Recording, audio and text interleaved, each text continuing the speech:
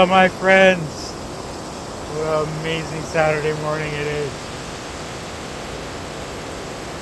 Go Hawks. You guys, sometimes on our journey in life, we stumble, we fall, but we always get back up. And that's the key, is getting up. But when we stumble and we fall, and we get up and we do the exact same thing, we're going to stumble and fall again, guys. So one of the things that we have to understand is that, why did we stumble? Why did we fall? And what did we learn from it? It's not a negative thing. It's just a learning thing, guys.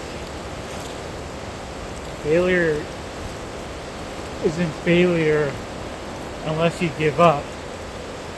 Failure is a learning aspect that teaches us what happened, and you learn from that stuff, guys.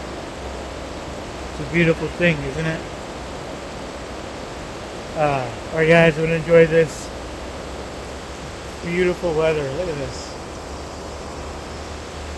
Everybody ready? Alright, guys, thanks for coming on this walk with me today. You guys are blessed now. I'll see you when I see you.